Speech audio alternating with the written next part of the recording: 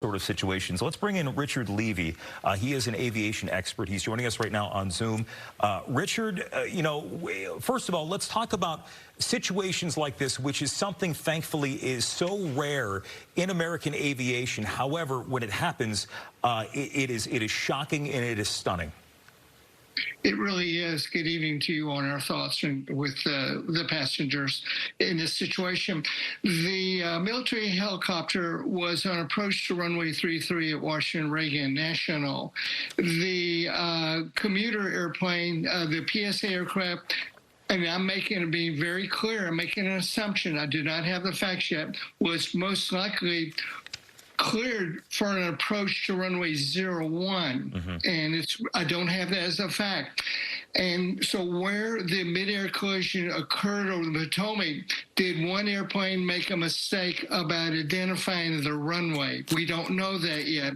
Obviously, there was a mid-air collision, and the aircraft are most likely in the Potomac River, as you all have been reporting. So that is going to lead us to the air traffic control tapes that will be focused on the approach controller. That's a radar controller for the approaches into Washington Reagan, and the tower controller.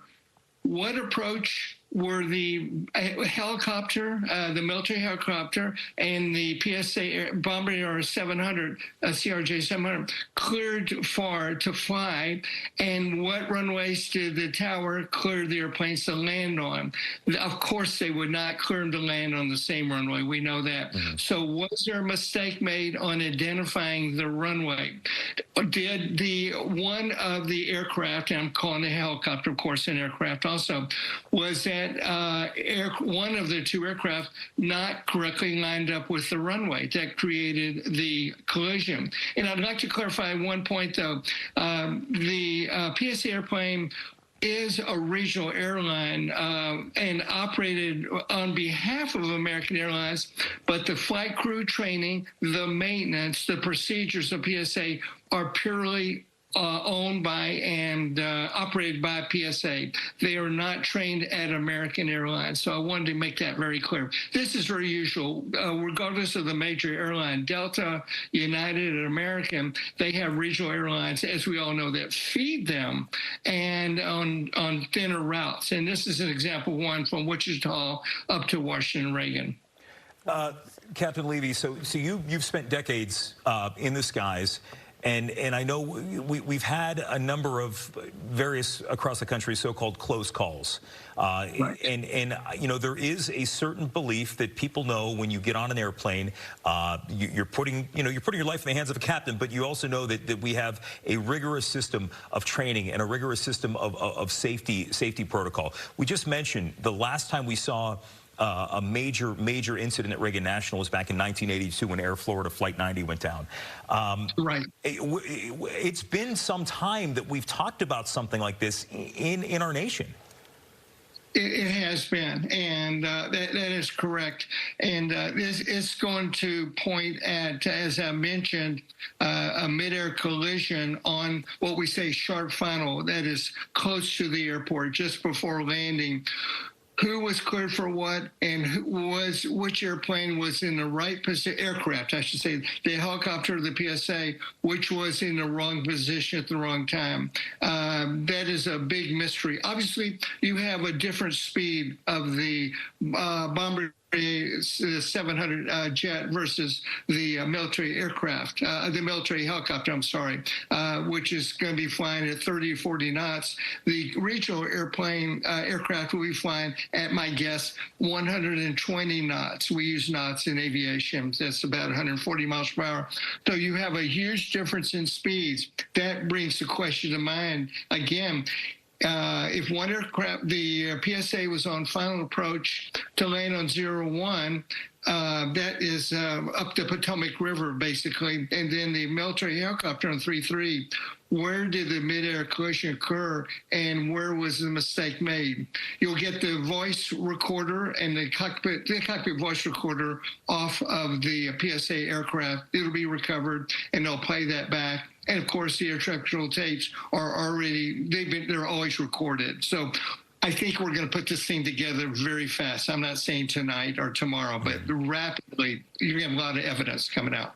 Yeah, and in your experience, Captain, because considering the time of night, and I believe the FAA, when they put their statement out, they said how the plane was cleared to, or was arriving and landing on runway 33, which that could be any runway. I don't know the layout of the ground there, but considering the fact that it seemed like a good day, we did have a lot of high wind out there, but overall, a clear night to be out there in the skies.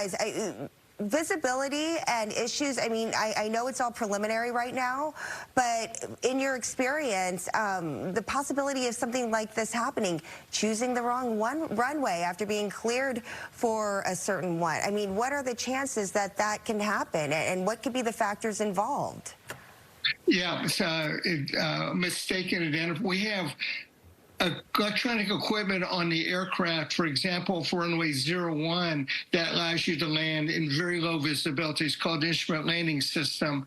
On runway 33, I haven't flown into Washington, Oregon. I flew internationally before I retired. In any event, it either has an ILS, which is very accurate, or an approach to keep it simple for your listeners or viewers, that is based on GPS, global proximity systems. But so there should have been adequate spacing, and there would have been. And why there wasn't, that's going to be a matter of question. But you do raise a very, very good point.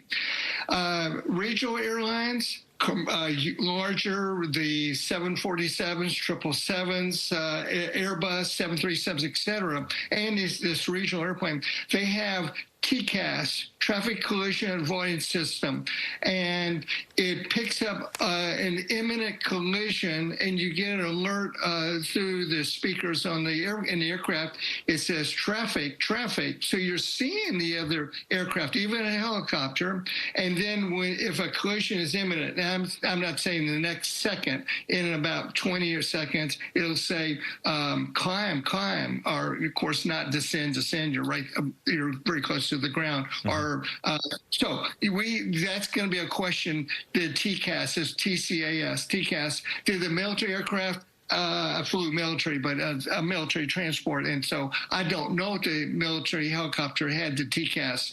That's a big question. Why didn't it go off and alert one of the crews? Go ahead, Captain Levy. I want to ask you one more question, then we have to go. Yeah. When you're flying into DC airspace, I mean, you have low-flying helicopters. You have the question of, are they lit up? Are they visible? Is there much communication between military pilots and commercial pilots? Often military, for the obvious occurrence of situation with the White House right there, most of the communications are on the same frequency we call VHF. Military can use UHF, ultra high frequency, but normally around Washington, Oregon, everybody's going to be on the same frequency, and that brings up a good question. I'm hearing a helicopter cleared for an approach on near the same runway I'm on. That would make me be very concerned. You're watching coverage out of